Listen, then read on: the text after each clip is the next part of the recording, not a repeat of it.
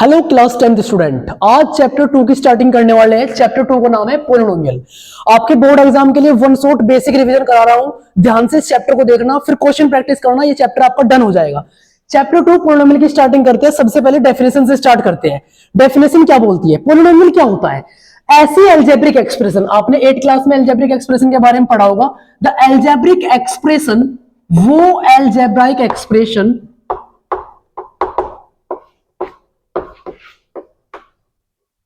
in which the power of variable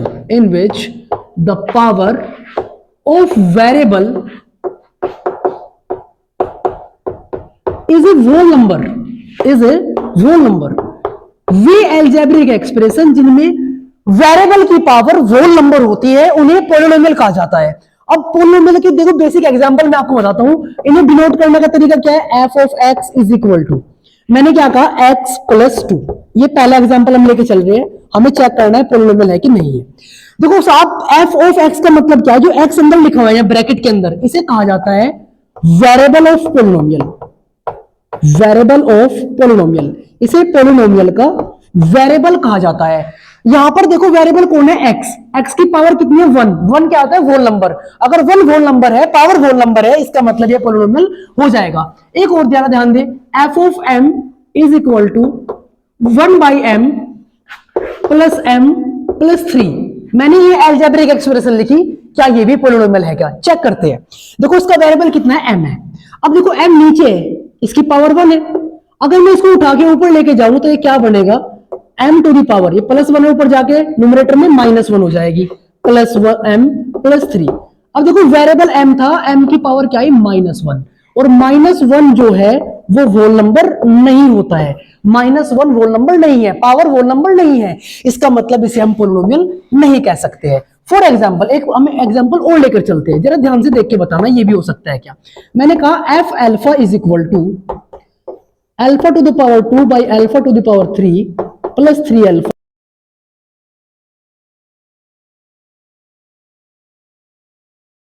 alpha alpha है, दो same number divide के अंदर है तो पावर सब्ट्रैक्ट हो जाती है।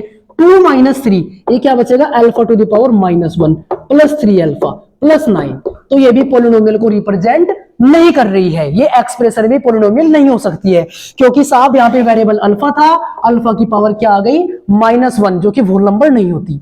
अब ये पोलिनोमियल नहीं है। तो आप समझ चुके होंगे, जहां पे वेरिएबल की पावर होल नंबर होती है उन्हें हम क्या कहते हैं? पोलिनोमियल बोल देते हैं। अब पोलिनोमियल की जो जनरल फॉर्म होती है वो आपने किताबों में देखी भी होगी, पढ़ी भी होगी। इस तरह से पूछ जाती है an x to the power n plus an minus 1 x to the power n minus 1 so on to a1x plus a0। ये आपकी पोलिनोमियल की क्या होती है? जनरल फॉर्म होती है। इसे आप याद रख सकते हो, एमसीक्यू के अंदर पूछ सकते हैं। बाकी इसका मतलब कोई क्वेश्चन बेस नहीं है, ये क्वेश्चन बेस में नहीं पूछी जाएगी, लेकिन आपको फुल नॉलेज आपको ध्यान रखनी है। a power n, x power n। और यहाँ पे एक बात और बता दूं, ऐसा क्वेश्चन कैसे पूछ सकते हैं? एमसीक्यू में आपको ये जनरल फॉर्म दे दी पोलिनोमियल की, आपसे बोलेगा इसकी डिग्री बताओ, इसकी डिग्री बताओ। अब आपको डिग्री का पता होना चाहिए। पहले डिग्री होती क्या है? डिग्री होती है highest power of variable, highest power of variable. Variable की जो हाईएस्ट पावर होती है उसे हम क्या कहते हैं? डिग्री कहते हैं। अब यहाँ पे वेरिएबल कौन है जी? जो x है वेरिएबल, और x की सबसे बड़ी, देखो यहाँ पे पावर n है, फिर n माइनस 1 है, फिर n माइनस 2 हो गया। ऐसे घटते घटते यहाँ पे तो n रहा ही नहीं, यहाँ पे तो x वाली टर्म ही नहीं रही, कांस्टेंट आ गया a0। तो इसका मतलब सबसे बड़ी पावर इनमें कौन हुई? n हुई। तो इस पोलिनोमियल की जो डिग्री होगी वो कितनी हो जाएगी? इस पोलिनोमियल की डिग्री हो जाएगी n। तो ऐसा क्वेश्चन आपसे पूछा जा सकता है। तो ये पोलिनोमियल की बेसिक डेफिनेशन मैंने आपको बताई है। डेफिनेशन क्या होती है पोलिनोमियल की, ऐसे आपको इसको याद रखे चलना है। अभी आगे बढ़ते हैं। टाइप ऑफ पोलिनोमियल, डिग्री क्या होती है सब सीखेंगे, नोट करिए फटाफट इसे। देखिए साहब, अब नेक्स्ट बढ़ते हैं। नेक्स्ट हम चलते हैं साहब अगले टॉपिक के ऊपर। नेक्स्ट टॉपिक हम पढ़ते हैं value of A polynomial. Value at a point. अगर हमें किसी पोलिनोमियल की किसी पॉइंट पर वैल्यू निकालनी पड़े, देखो इसमें क्या फर्क होता है। देखो बात सुनो, मैंने कहा f(x) एक पोलिनोमियल है, लेट्स से 2x प्लस 5। f(x) एक पोलिनोमियल है 2x प्लस 5, और मेरे से कहा फाइंड करिए, find f2 and f0। F2 और F0 की वैल्यू बताइए। अब F2 का मतलब क्या है, देखो Fx है, F2 है, मतलब x की जगह पे 2 वैल्यू प्लेस करनी पड़ेगी। तो हम क्या करेंगे, F2 निकालने के लिए हमें x की जगह पे 2 रखना पड़ेगा, और जहां भी इस पोलिनोमियल के अंदर x आएगा वहां पे क्या रखेंगे, हम 2 रखेंगे। ये क्या हो जाएगा, 2 2 जा 4 प्लस 5 कितना हो जाएगा, 9 हो जाएगा। F2 की वैल्यू कितनी हो जाएगी, 9 हो जाएगी। ऐसे अगर आपको F0 निकालना है तो आप क्या करोगे, x के स्थान पर 0 प्लेस कर दोगे, तो जहां भी x है वहां पे क्या रखेंगे, 0 प्लस 5, ये मल्टीप्लाई करके 0 बन जाएगा, 0 प्लस 5 कितना हो जाएगा, 5 हो जाएगा। तो ऐसे किसी पॉइंट पे अगर वैल्यू निकालनी हो तो हम ऐसे निकाल सकते हैं। आपको ये बात भी आपको आनी चाहिए। इसके बाद अगला जो टॉपिक है, किसी पॉइंट पर वैल्यू निकालनी आ गई। अब जीरो का मतलब क्या होता है, zeros of polynomial, zeros of polynomial. किसी पोलिनोमियल के जीरोज निकालने पड़ जाए अगर, कैसे निकालते हैं बात सुनिए पहले। फॉर एग्जाम्पल एक पोलिनोमियल कंसीडर करके चलते हैं, f x is equal to a x plus b. मुझे इसका जीरो फाइंड करना है। अब जीरो होता क्या है, जीरो वो वैल्यूज होती है जो हम पोलिनोमियल में x के स्थान पर पुट करते हैं, x की वैल्यू पुट करते हैं, और इस पूरे की वैल्यू क्या बन जाती है, जीरो बन जाती है। उन वैल्यूज को जीरोज कहा जाता है।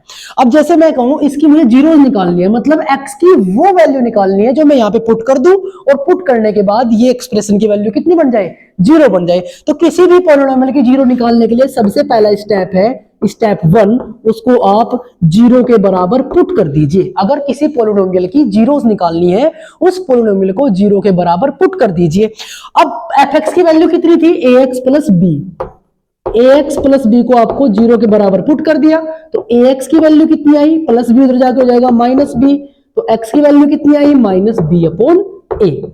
अगर आप इस वैल्यू को यहां पर रखते हो, देखो मैं रख के बताता हूं आपको, ए एक्स प्लस बी आपका पोलिनोमियल था, x की जगह पे रखिए वैल्यू माइनस बी अपॉन ए प्लस बी, ए से ए कट जाएगा, कितना बचेगा, माइनस बी प्लस बी, ये भी कट जाएगा, कितना बना, जीरो। तो फाइनली ये वैल्यू रखने पर इस एक्सप्रेशन की वैल्यू जीरो बन जाती है। तो जो वैल्यू रखने पर वेरिएबल की एक्सप्रेशन की वैल्यू जीरो बनती है, उसे क्या बोलते हैं दोस्त, उसे बोला जाता है zeros of polynomial. Value at a point कैसे निकाली जाती है, जीरोज ऑफ पोलिनोमियल कैसे निकाला जाता है, इसे भी आप अपनी कॉपी में फटाफट नोट करिए। आगे बढ़ते हैं फिर। अब देखिए टाइप ऑफ पोलिनोमियल पे आते हैं। टाइप ऑफ पोलिनोमियल, पोलिनोमियल कितने तरह के, भाई बहुत सवाल आते हैं यहां से, आप लोग बिल्कुल ध्यान से देखेंगे इस टॉपिक को। बहुत इजी टॉपिक भी है, आपको डेफिनेशन पता होना चाहिए, आपको ग्राफ्स पता होना चाहिए, केस स्टडी में काम आ सकते हैं आपको ये।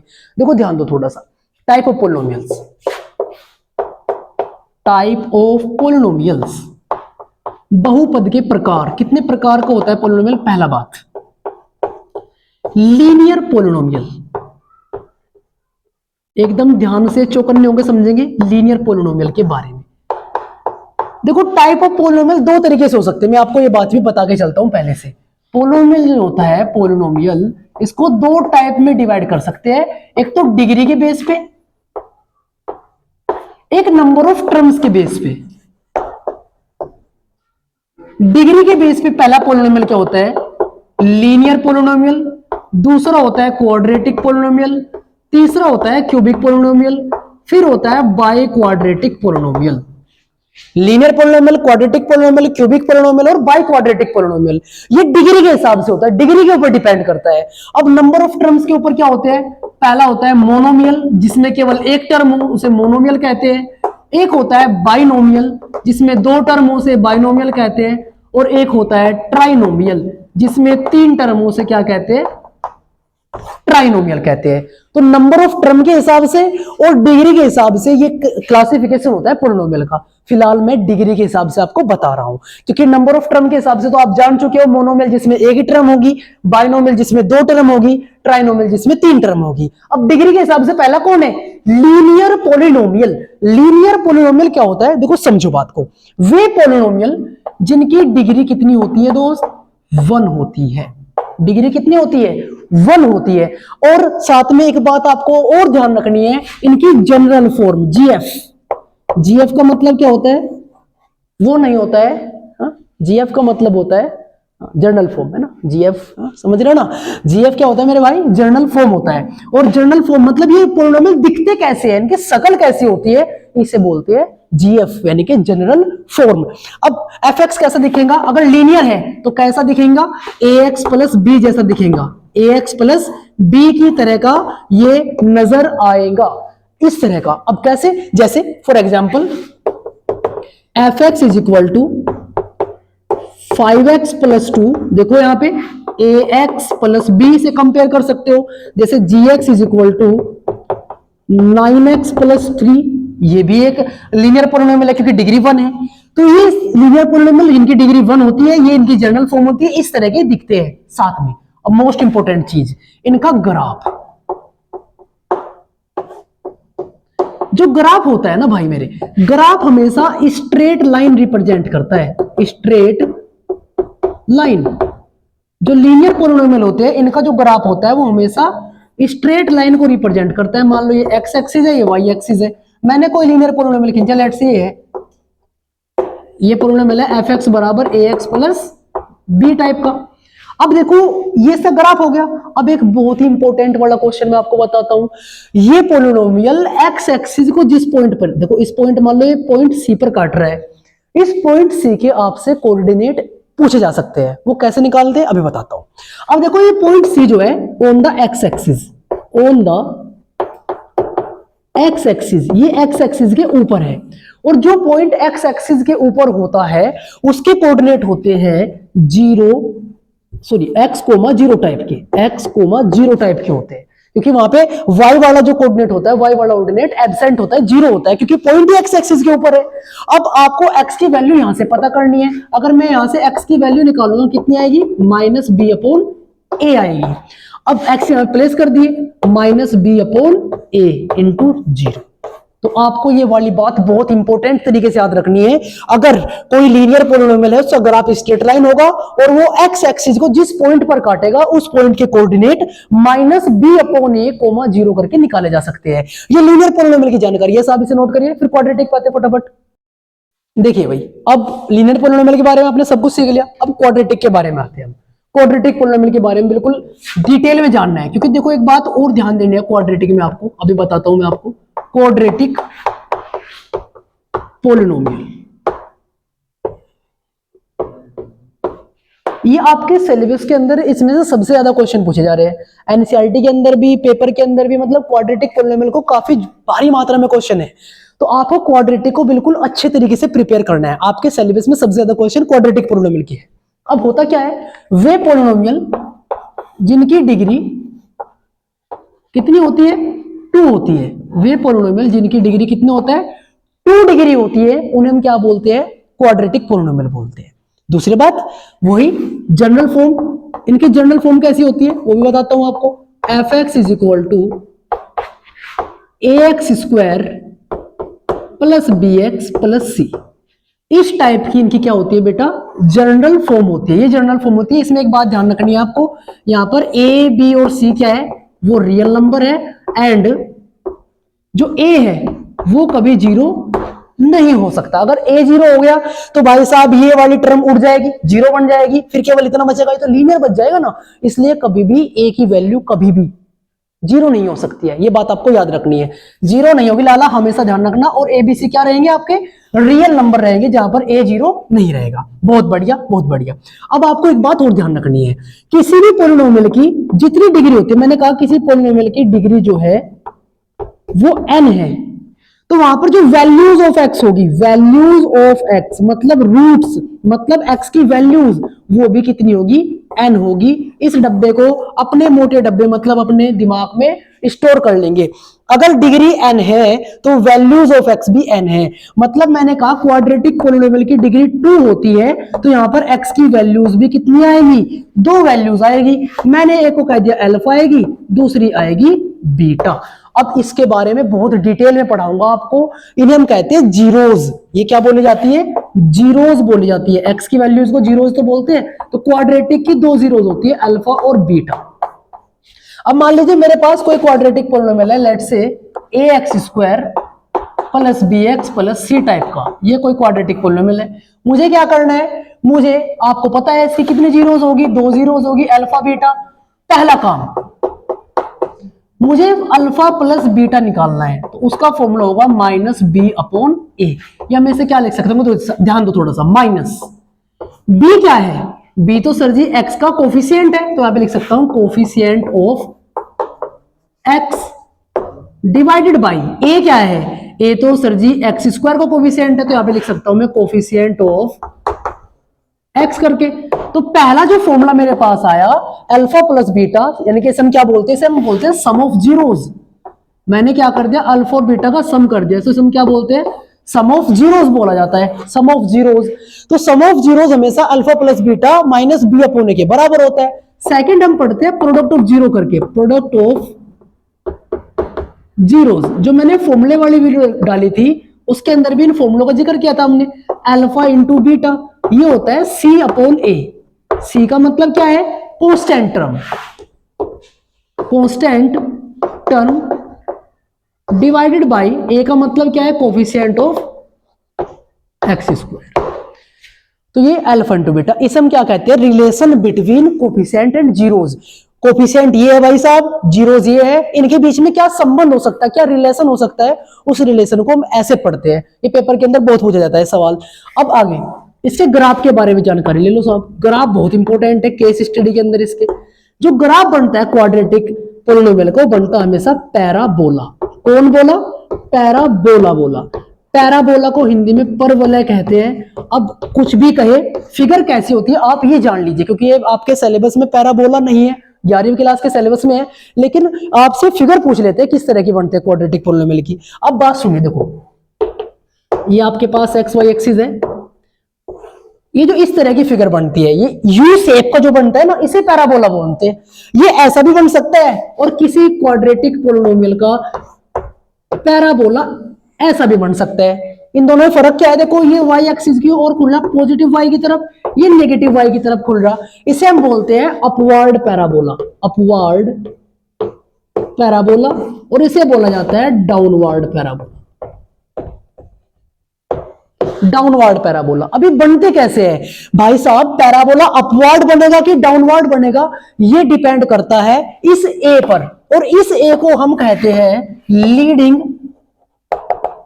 कोफिशिएंट। याद रखना हमेशा, जो ए होता है, ए मतलब सबसे बड़ी पावर जो है वेरिएबल की, उसके साथ जो कोफिशिएंट है उसे हमेशा लीडिंग कोफिशिएंट कहते हैं। और ग्राफ अपवर्ड बनेगा कि डाउनवर्ड बनेगा, ये ए के ऊपर डिपेंड करता है।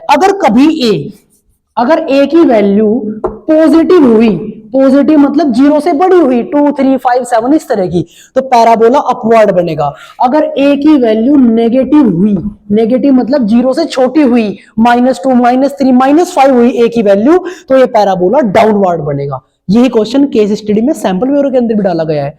तो अब ये क्वाड्रेटिक पोलिनोमियल की कहानी है सारी, इसे आप नोट करें। अभी आगे बताता हूं क्यूबिक के बारे में, जल्दी नोट करें। अब अगला टॉपिक बात करते हैं क्यूबिक पोलिनोमियल। क्यूबिक पोलिनोमियल की केवल आपको डेफिनेशन जाननी है और जर्नल फॉर्म जाननी है। आपको उसके बारे में, उसकी जीरोस वगैरह का रिलेशन कुछ नहीं जानना है, उसके ऊपर सवाल एग्जामिनेशन के अंदर इंक्लूड नहीं किए जाते हैं। देखो क्यूबिक पोलिनोमियल होता क्या है पहले जान लीजिए। क्यूबिक पोलिनोमियल देखो, f x is equal to a x cube plus b x square plus c x plus d, ये जो होता है इसे हम क्यूबिक पोलिनोमियल कहते हैं। इसकी डिग्री हमेशा कितनी होती है, 3। ऐसा पोलिनोमियल जिसकी डिग्री 3 होती है, ये जनरल फॉर्म होती है। और भाई साहब इसके नंबर ऑफ जीरोस भी कितने होते हैं, नंबर ऑफ जीरोस भी 3 के बराबर होते हैं, क्योंकि इसकी डिग्री 3 है तो नंबर ऑफ जीरोस भी 3 होगी।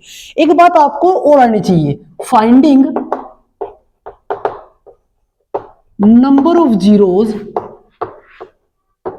By using graph. ग्राफ का इस्तेमाल करके आप जीरोस फाइंड कर सकते हो। ये अभी एमसीक्यू के अंदर बहुत डिमांडिंग क्वेश्चन है। कैसे, मान लीजिए, बात सुनिए, आपको क्या किया, एक पोलिनोमियल का ग्राफ दिया आपको, फॉर एग्जांपल कुछ इस तरह का दिया, ये f x y is equal to f x का ग्राफ दिया आपको, y is equal to f x का, और आपसे पूछा कि बताइए इस पोलिनोमियल के कितने जीरोस होंगे। बड़ा सिंपल है, देखो भाई साहब, ये जो है इसे बोलते हैं एक्स एक्सिस, और ये पोलिनोमियल का ग्राफ एक्स एक्सिस को कितने पॉइंट पर इंटरसेक्ट कर रहा है, 3 पॉइंट पर, तो इसके 3 जीरोस होंगे। मतलब कोई ग्राफ, किसी भी पोलिनोमियल का ग्राफ एक्स एक्सिस को जितने पॉइंट्स पर इंटरसेक्ट करता है उतने ही नंबर ऑफ जीरोस उस पोलिनोमियल के हो पाते हैं। तो ग्राफ से भी आप पेपर में आपको ग्राफ देगा इस तरह से, ऑप्शन में जीरो के नंबर देगा, तो आप बता सकते हो देख के जितनी जगह पे एक्स एक्सिस को इंटरसेक्ट करेगा उतने ही नंबर ऑफ जीरोज किसी पोलिनोमियल के हो सकते हैं। अब ये बेसिक पूरा करा दिया मैंने, एक दो क्वेश्चन की ट्राई करते हैं, क्वेश्चन करता हूं, इसे नोट कर लीजिए, फिर ये चैप्टर एक वीडियो पूरा हो जाएगा। देखिए भाई, अभी आपके सामने क्वेश्चन लिखा है मैंने, बढ़िया क्वेश्चन है। इसमें क्या कहा है, एफ टी रखना है, f t is equal to t square minus 9। एक पोलिनोमियल आपको दिया है, इसके जीरोस निकालने हैं। दूसरा काम वेरीफाई करना है रिलेशनशिप कोफिशिएंट और जीरोस का। ये सवाल पॉइंट 2 के अंदर है। 2.2 के अंदर इस तरह के बहुत सारे क्वेश्चन दिए, मैं अभी आपको एग्जांपल के लिए करा रहा हूं, फिर उसमें सारे क्वेश्चन आप लगा के देख सकते हो। देखो ध्यान दो, अपने को पोलिनोमियल क्या दिया है, f t is equal to